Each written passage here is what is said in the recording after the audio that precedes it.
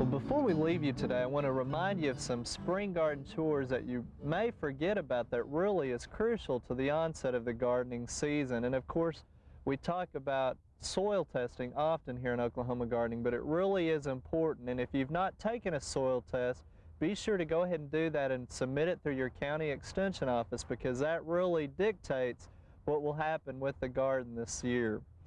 Of course, through the dormant period, we always talk about applying a dormant oil.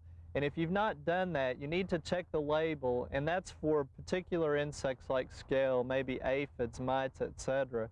And there's some guidelines. You have to watch your temperature, because a lot of times you have to apply it when the temperature is above 40 degrees. So read that label, and if you're going to apply a dormant oil to evergreens, you need to read the label there too, because some of the dormant oils can damage the evergreens, and you may have to go to a summer rate or something specifically labeled for evergreens. But usually the next few weeks is a time to apply that. Also, those of you with fruit trees, particularly peaches, peach leaf curl is a fungus disease problem that is very detrimental here in Oklahoma. So you need to start checking into the appropriate time to apply your liquid lime sulfur or Coside or Bordeaux mixture to help prevent that before the buds start swelling on the peach tree. So check your label and look for the information on that. Also, with the warm type temperatures and days that we have here in early spring, if you have arbovitas, you might want to look for aphids. There's an arbovita aphid that will start showing up early in the springtime, and it can actually suck the sap out of it to the point that you can get a browning or bronzing effect when the populations get very high. So if you have arbovitas, be sure and inspect them. If you've had a lot of winter weeds popping up over the lawn during the winter time, remember the best time was to apply in the fall when they're smaller. But now they're going to start growing with the warm temperatures, get pretty large, and really they're kind of hard to control.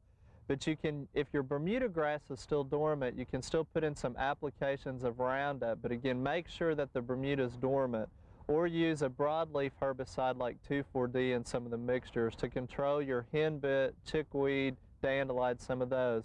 But the bottom line is to make sure that your soil is in good shape for your lawn, that you're maintaining it appropriately, and a lot of times with those conditions you'll never have to apply herbicides because the grass will smother the weeds out themselves. If you use pre-emergence herbicides in your lawn for the upcoming crabgrass season, the next several weeks is a time to be considering that and purchasing the right product and reading the label for the rate. And also start checking your garden centers to see what selection of fruit trees are coming in, because the end of February, early March is a great time to be planting your fruit trees. And you'll also want to do your homework to find out the spray schedule for your fruit trees, because it's really pretty important to make sure you're controlling the insects and diseases and keeping the trees adequately maintained to get a great harvest at the end of the season. Also, I want to encourage you to hold off a little bit on pruning those rows, as sometimes we get a little anxious in pruning some of the crops, and that will stimulate new growth, which will be susceptible to these late spring freezes. So be careful on that. Hopefully these tips will get you off to a good start for the growing season. And before we leave today, we also want to welcome on board a new underwriter, and that's Southwood Landscape and Nursery out of Tulsa. And we really look forward to working with Joe Schulte and his great staff there in Tulsa. Well, that's all the time we have today. Be sure and join us again next weekend here on Oklahoma Gardening.